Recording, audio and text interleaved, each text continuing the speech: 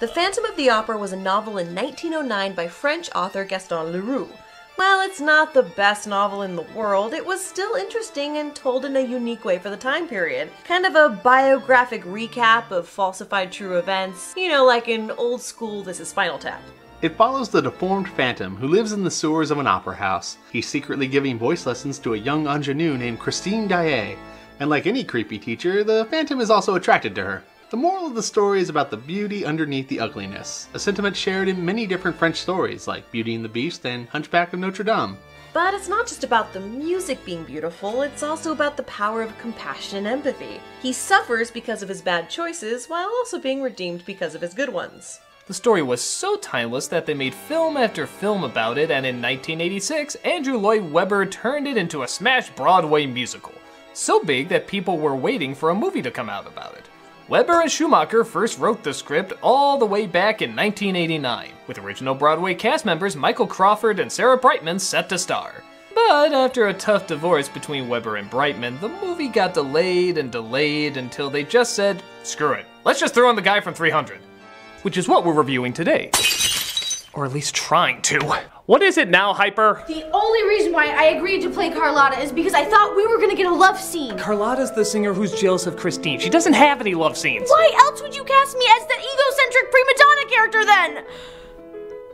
No habla inglés?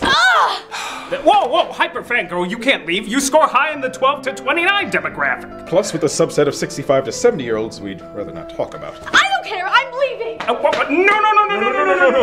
Great, now who's gonna do the opening number? Perhaps I can be his assistant.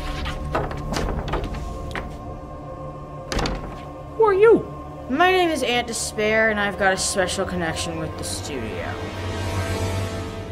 No, you don't. I represent the fandom ghost who has lived here for years. No, he hasn't. He sends you a message. I doubt that. He welcomes you to his production of... Lady, and he I'd wants you to fire leave you if that, you work here, but you chair over don't, there so I'm open just going for to call it the at all cops. times. Fine. He just recommends that you replace Hyper Fangirl with Beth.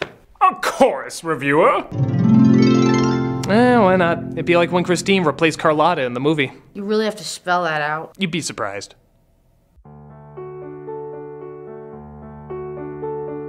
I can sing so well, hear how great I am. It's kind of weak, but you're supposed to be my biggest fan. Stare in awe as I do somewhat well, and then heap on me tons of praise when I'm doing barely better than a high school play.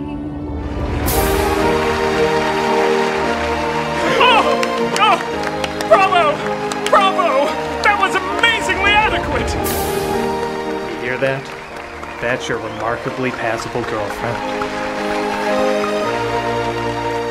I can't believe you're actually digging this with such rapt intensity. This is auto-tuned and meek like Milli Vanilli.